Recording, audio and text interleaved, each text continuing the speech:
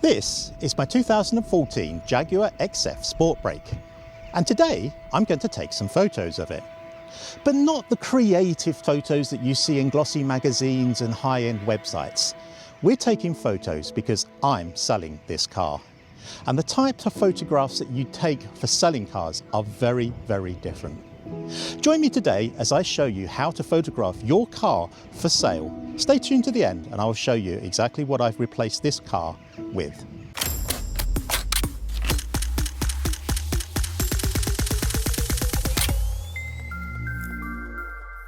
The simple fact is that when you're selling a car on a website, like anything else, people just scroll through. If they're not immediately attracted to a photograph, they will scroll past it.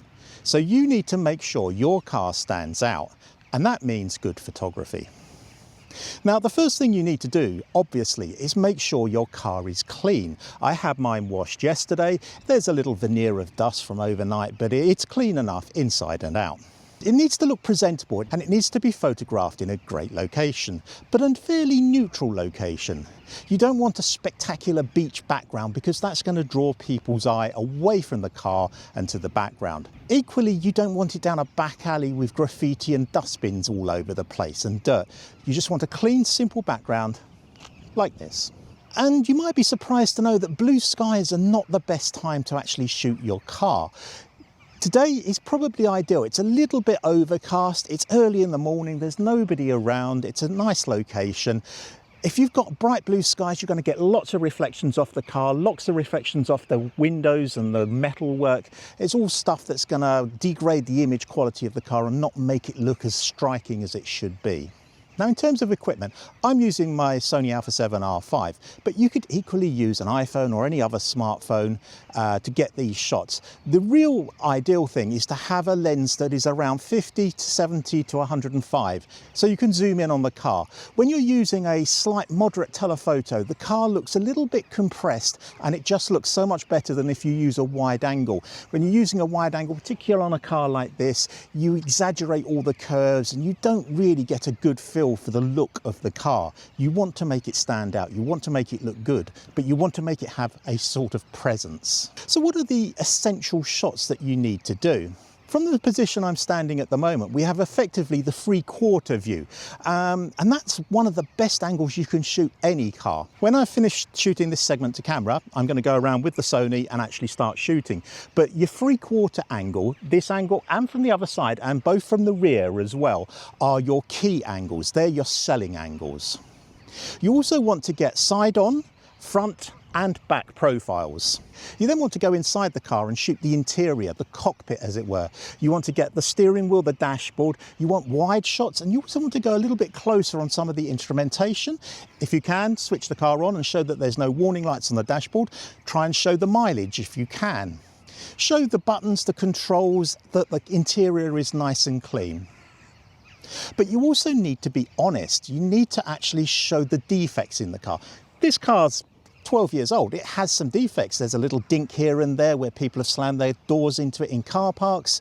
The wheels are obviously scuffed. I haven't had them refurbished since I've had it, so there is definite rim rash on the wheels. You need to show that. You need to be honest if you're going to sell your car, because you're going to get come back later on, or you're just going to get people lowballing you all the time. Once you've done the stock standard sort of shots, you can then go into doing some more creative stuff. You want to push these down to the back of the image gallery, if you like. You want the key shots at the very top, and then if you want to do some creative shots, concentrating on the mirrors, the lights, the headlamps and stuff like that, then you can do that. Today is not a particularly great day for the creative stuff, but it's a really good day for the formulaic standard selling sort of photographs. And of course, don't forget your compositions. Use your leading lines, use your rules of thirds. Make sure that the light is okay. You've not got sun behind the car or sun coming through or reflecting off windows. Just make sure there's no rubbish around. You just need to make sure that everything looks good when you're actually shooting the car. So for the first shots, I'm doing the 3/4 view and just trying to get the elongated look. I'm using a about 50 to 60 millimeter lens, keeping the shutter speed reasonably high, just to get rid of any camera shake, and let's see what we can get.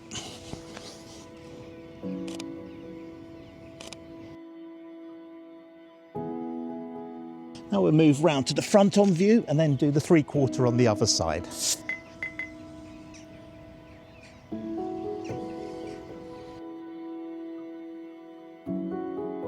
Now on this side I've got a pylon in the background, but we might clone that out in the post-production.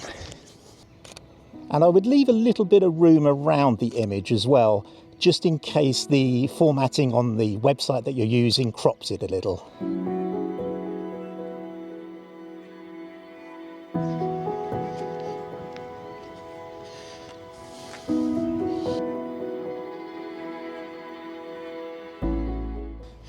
Now I'm going to turn the car around and do the 3/4 views and rear view, and then we'll go inside and do a few more images.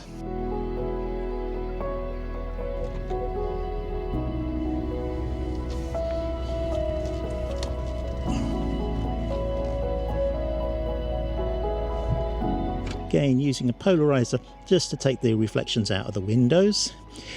Don't forget, polarizers don't work on metal, so it's only the glass that it's going to work on.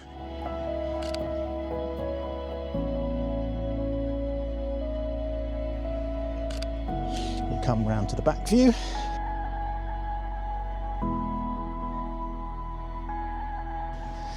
And I'm just going to turn the car back round facing forwards again and do a few sort of low angle impact shots to give it some presence by getting down really low, using some leading lines to bring your eye into it. That makes it a real sort of creative looking shot. They all go at the back of the gallery online because you want the standard shots at the beginning. Let's turn the car around.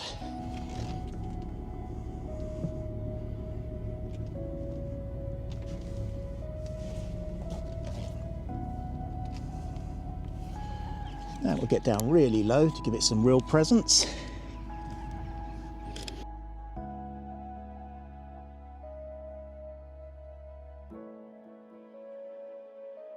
Now, to highlight some of the issues with the car, the little defects and stuff, I'll just use a simple iPhone, and I'll use the iPhone on the interior as well, because you've got limited space in there.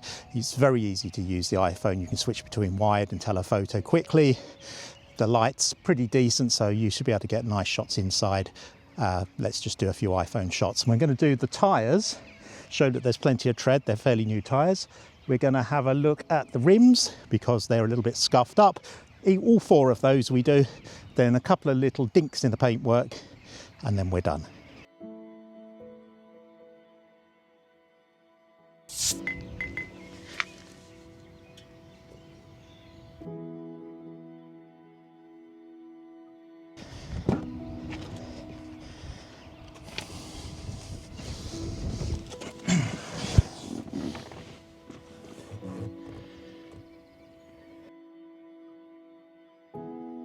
The other thing to remember is to do all these in landscape format, because all websites show their images in landscape, so you want to maximize the image.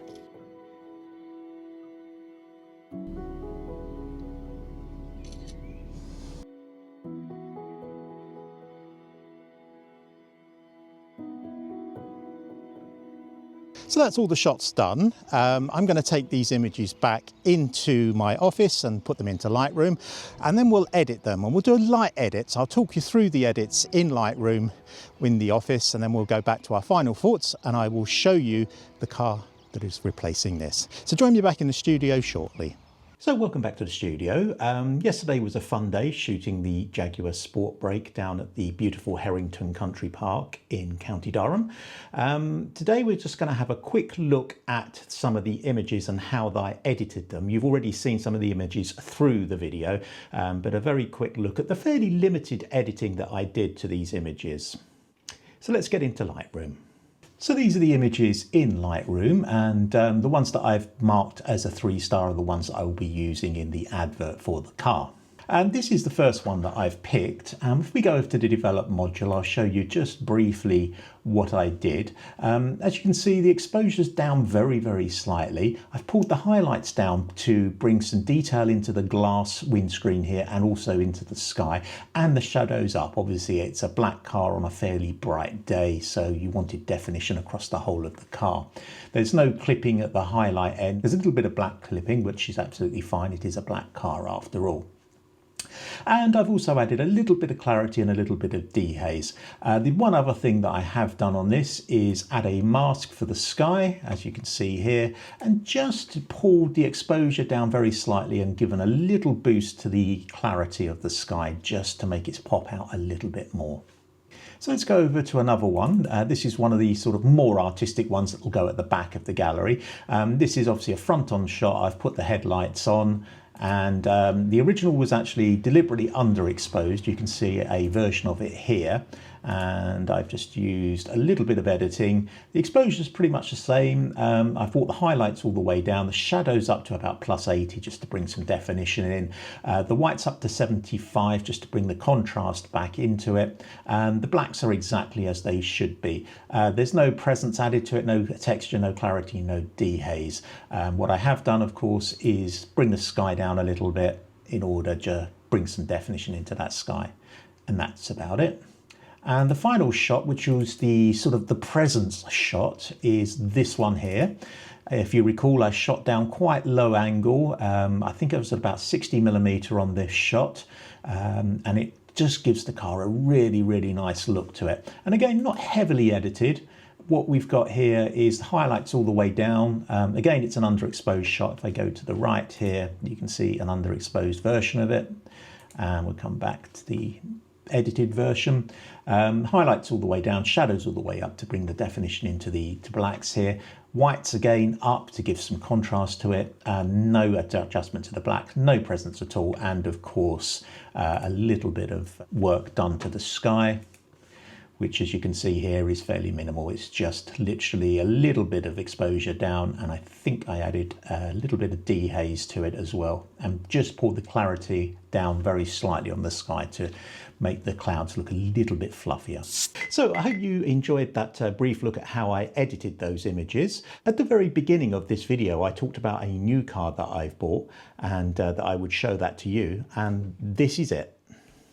It's a 2013 Jaguar XK. It's a 5-litre, 400 brake horsepower V8. It's in satellite grey, which I think is an absolutely gorgeous colour. And in future videos coming up, I'm hoping to do a new series where I will have one camera, one road, one car, where I will literally go out in that car and hunt down locations, just stopping off at remote roads and finding little places to shoot, and explaining my shooting rationale to you. If that's something you'd like to see, please drop me a subscription and you'll know when those videos come out. And if you've enjoyed this video, please give me a thumbs up, and I will see you in the next one.